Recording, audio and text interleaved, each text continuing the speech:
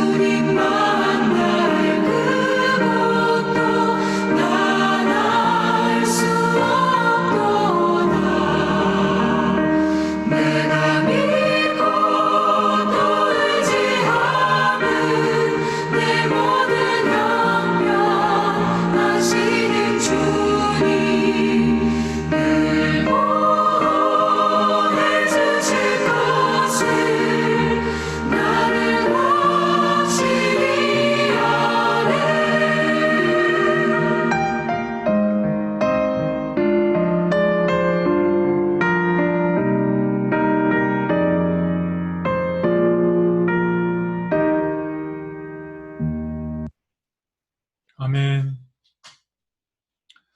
오늘 아침 하나님께서 주시는 말씀은 신명기 31장 19절에서 29절의 말씀입니다. 신명기 31장 19절에서 29절의 말씀입니다. 제가 봉독하도록 하겠습니다. 그러므로 이제 너희는 이 노래를 써서 이스라엘 자손들에게 가르쳐 그들의 입으로 부르게 하여 이 노래로 나를 위하여 이스라엘 자손들에게 증거가 되게 하라.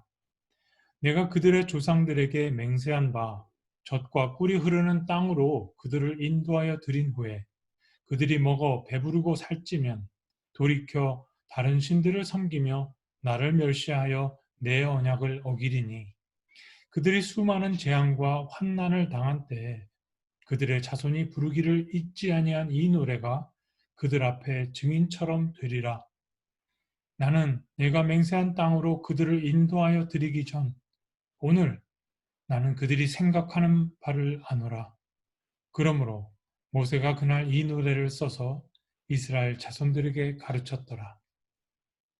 여호와께서 또 눈의 아들 여호수아에게 명령하여 이르시되 너는 이스라엘 자손들을 인도하여 내가 그들에게 맹세한 땅으로 들어가게 하리니 강하고 담대하라. 내가 너와 함께 하리라 하시니라.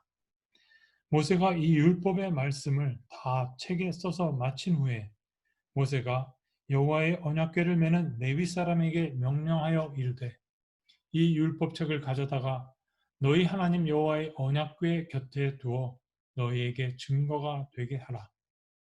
내가 너희의 반역함과 목이 곧은 것을 아나니 오늘 내가 살아서 너희와 함께 있어도 너희가 여호와를 거역하였거든. 하물며 내가 죽은 후의 일이랴. 너희 지파 모든 장로와 관리들을 내 앞에 모으라. 내가 이 말씀을 그들의 귀에 들려주고 그들에게 하늘과 땅을 증거로 삼으리라. 내가 알거니와 내가 죽은 후에 너희가 스스로 부패하여 내가 너희에게 명령한 길을 떠나 여호와의 목전에 악을 행하여 너희 손으로 하는 일로 그를 경록해 함으로 너희가 후일에 재앙을 당하리라 하니라. 아멘. 기도드리겠습니다. 신실하신 하나님, 언제 끝날지 모를 지리한 코로나19의 고난의 시절, 인류가 쌓아왔던 울타리들이 하나씩 무너져 가고 있음을 목도하는 이 혼돈의 계절에 저희는 오직 만유의 주제이신 주님께 경청하러 나옵니다. 주님, 왜입니까? 저희를 불쌍히 여겨 주시옵소서. 오늘 주시는 말씀 가운데 이 하루를 예배로 살아낼 능력과 소망을 주시옵소서. 말씀을 전하는 사람의 입술의 말과 주의 자녀들의 말씀의 묵상이 주께 연락되기를 원하오며 예수 그리스도의 이름으로 기도드립니다. 아멘. 오늘 아침은 아버지도 누군가의 자식이었다 라는 제목으로 함께 묵상하려 합니다. 120세의 모세가 약속의 땅 가나안을 앞두고 유언을 합니다. 너희는 강하고 담대하며 두려워 말라. 너희 하나님 여호와께서 너희와 함께 가시며 결코 너희를 떠나지 아니하시며 버리지 아니할 것이니라. 너희는 하나님 여호와를 경외하고 율법의 모든 말씀을 배우고 가르치며 행하고 결코 다른 신들을 섬기지 말라. 이 유언은 한 인간의 전 인생에서 배워나오는 절절한 믿음의 고백이기도 합니다.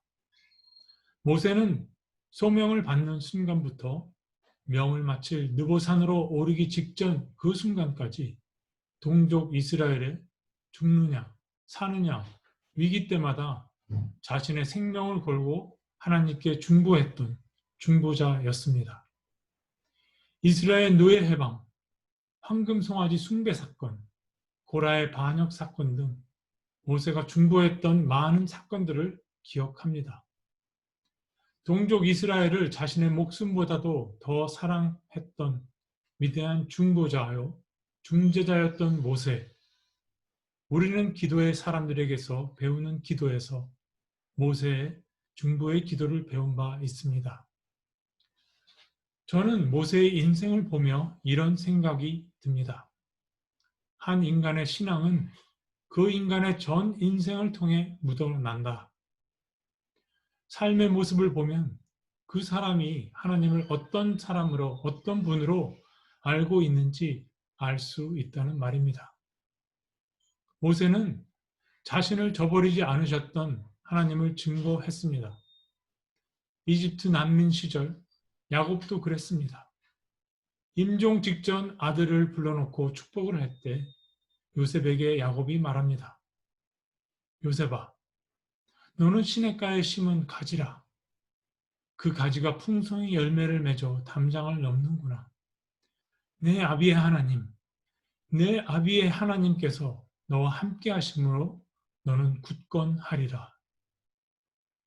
결국 우리는 자신이 경험한 하나님 밖에는 달리 증거할 것이 없답니다. 저와 여러분은 후손들에게 어떤 하나님을 증거할까요? 여러분에게 하나님은 누구십니까? 그런데 이 유언의 자리에서 하나님께서 중요한 말씀을 하십니다. 나는 너희를 가나안 땅에 들여보내기 전부터 이미 너희들이 무슨 생각을 할지, 무슨 짓을 할지 다 안다. 그곳에서 편안히 배부르게 되면 너희는 나를 버리고 내 언약을 잊고 다른 신들을 쫓을 거다. 광야 생활을 통해 이스라엘 백성을 너무나도 잘 아는 모세도 이렇게 유언을 합니다. 내가 살아있을 때도 그랬는데 내가 죽으면 하물며 너희가 달라질소냐. 훗날 너희는 여호와 앞에 악을 행하여 하나님의 진노를 사서 재앙을 당할 것이다. 아니 희망을 주시고 용기를 북돋아 줘야 할 마당에 이게 다 무슨 말인가요? 하나님께서는 모든 것을 미리 아셨기에 조금이라도 스스로 돌이키게 하시려고 머리에 쥐가 나도록 신신당부하셨다는 이야기입니다. 제가 사업을 할 때 매니저 로리가 했던 말이 생각납니다. 직원들에게 똑같은 원칙을 몇 번이고 반복해서 가르쳐도 실천이 되지 않아서 한탄하고 있는 저에게 로리가 이렇게 말을 합니다. 쌤, 인플로이들은 100번 가르쳐서 101번째 하면 그나마 잘하는 거예요. 하나님께서는 참고 또 참고 깨닫고 돌이킬 때까지 말씀하셨던 겁니다. 너희는 나를 떠나서 살 수 없다. 신명기 말씀을 묵상을 거의 맞춰가고 있는데 여러분은 신명기에서 어떤 하나님을 만나셨습니까? 하나님을 어떤 분으로 알게 되셨는지요? 무서운 하나님? 성깔 있는 하나님? 여러 가지가 있겠지요.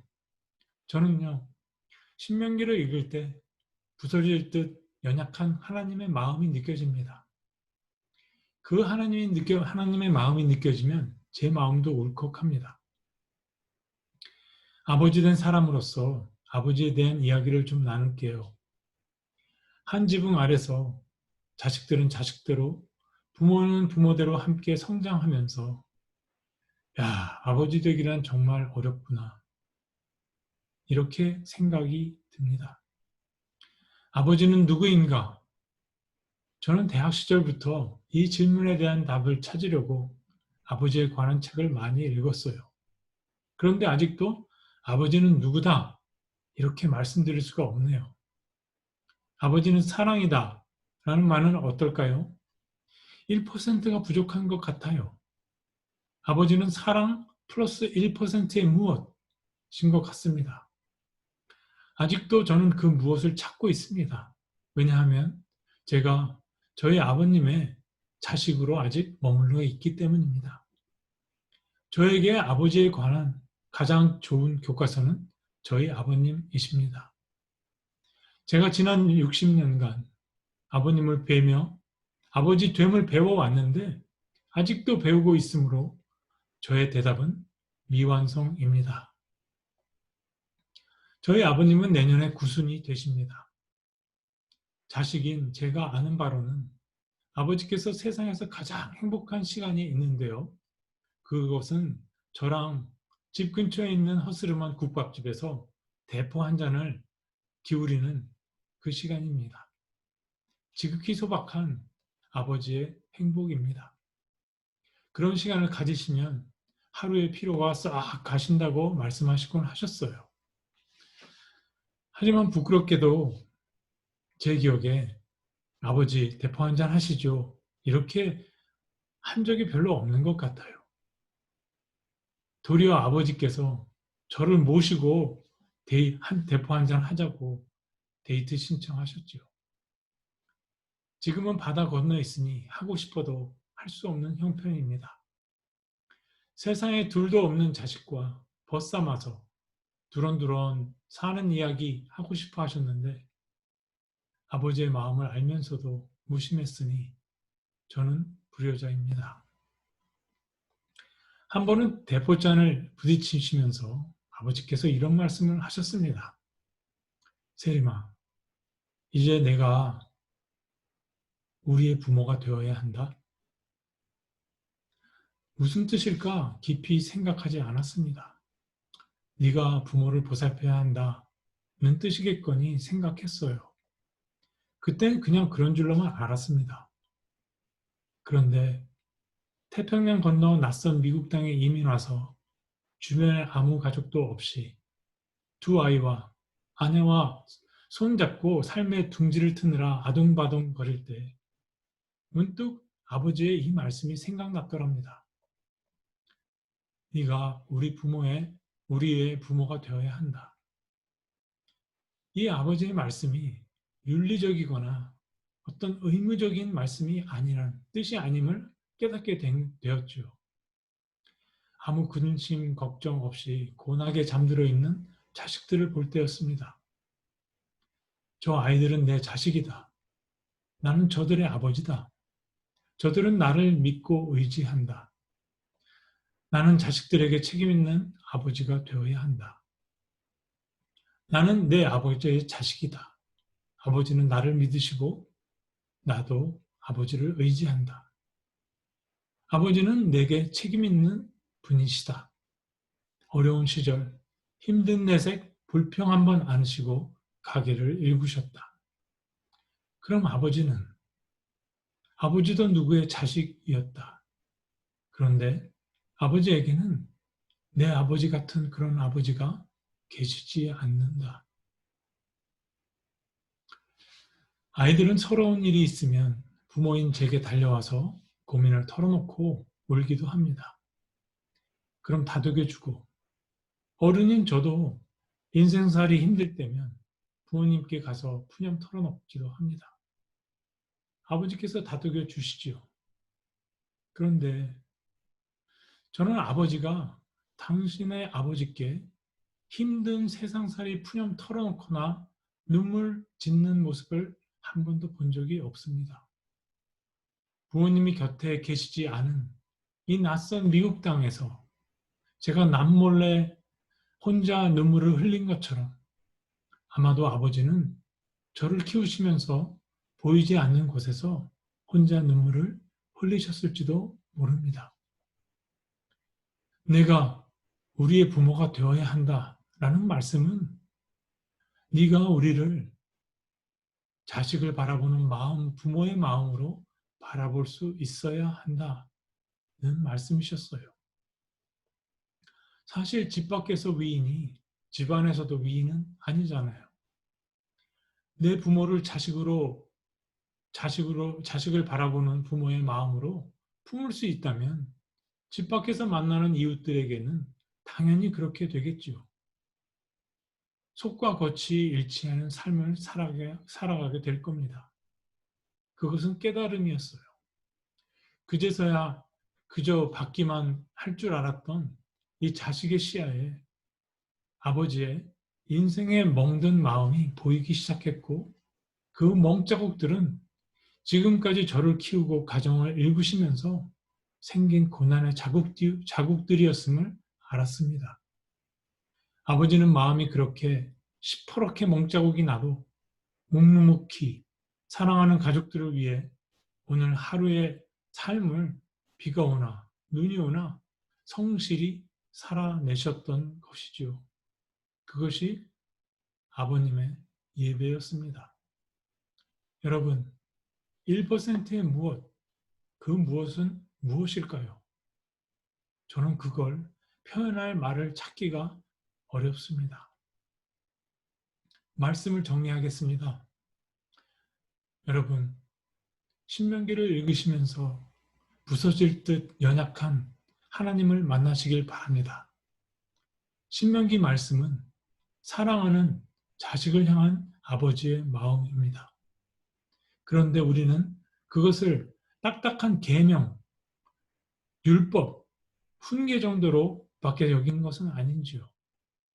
하나님은 우리를 위해 사랑하는 아들을 십자가의 제물로 내어놓으셨지만 갈래갈래 찢겨진 당신의 마음을 돌봐줄 사람은 아무도 없었습니다. 하나님은 누구의 자식일 수 없는 최후의 아버지이시기 때문에 그렇습니다. 그런 하나님을 우리는 습관적으로 나의 피난처, 나의 요새, 나의 반석이라고 노래합니다. 그러나 피난처에 난 칼자국, 반석에 난 드릴 자국, 요새에 난 화살 자국을 보신 적이 있습니까? 자식을 향한 부모의 마음으로 하나님 아버지를 바라본다면 하나님 아버지의 그 마음에 난 피멍 자국을 볼 수 있지 않을까요? 그때 우리는 부서질 듯 연약한 하나님 아버지의 마음을 품으로 감싸 안게 되겠지요. 설교를 준비하다 보니 오는 주일이 아버지 주일이네요. 우리는 아버지이고 또 우리는 아버지인 남편의 아내이며 또 아버지도 되어야 하는 어머니이기도 합니다. 우리 모두는 어느 아버지의 자식입니다. 우리들의 아버지도 누구의 자식이었습니다. 자식을 향한 부모의 마음으로 아버지를 바라본다면 우리는 아버지의 말없는 마음에 한 걸음 더 가까이 다가설 수 있을 겁니다. 우리들 가운데는 아버지와 원만한 관계에 계신 분들도 계시고 서먹서먹한 관계에 계신 분들도 있습니다. 아버지를 뵙고 싶어도 찾아뵐 수 없는 분들도 계시고 아버지 하고 불러도 들어줄 아버지가 계시지 않는 분들도 계십니다. 그럼에도 불구하고 우리가 부모된 심정으로 그 옛날 어느 부모의 자식이었던 아버지의 멍든 마음과 두 어깨 위에 놓인 삶의 무게를 볼 수 있다면 미뤄뒀던, 숨겨뒀던, 억눌렀던 사랑이 빛을 보게 되지 않을까요? 아버지 사랑합니다. 다 함께 기도드리겠습니다.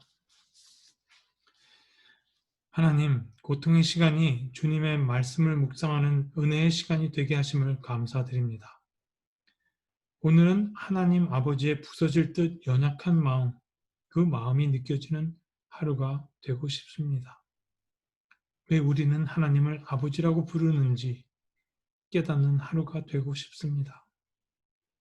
아버지란 뜻을 모르면서 그렇게 부르고 있지는 않은지, 늘 받기만 하는 자식이 아닌 자식을 향한 부모의 마음으로 우리의 육신의 아버지를 바라보고 아버지의 침묵하는 고통을 헤아리는 하루가 되게 하소서. 그리고 성령님의 인도하심에 순종하게 하소서. 아버지의 마음에 연합하신 당신의 아들 예수 그리스도의 이름으로 기도드립니다. 아멘. 다 함께 주기도문 하심으로 오늘 아침 말씀 묵상을 마치도록 하겠습니다. 하늘에 계신 우리 아버지여, 이름이 거룩히 여김을 받으시오며 나라가 임하옵시며 뜻이 하늘에서 이루어진 것 같이 땅에서도 이루어지이다. 오늘날 우리에게 일용할 양식을 주옵시고 우리가 우리에게 죄 지은 자를 사하여 준 것 같이 우리 죄를 사하여 주옵시며 우리를 시험에 들게 하지 마옵시며 다만 악에서 구하옵소서. 내게 나라와 권세와 영광이 아버지께 영원히 있사옵나이다. 아멘. 함께하여 주신 여러분들께 감사를 드립니다. 오늘 하루도 주님 안에서 풍성한 은혜를 누리시는 그 축복의 하루가 되시길 바랍니다. 감사합니다. 안녕히 계십시오.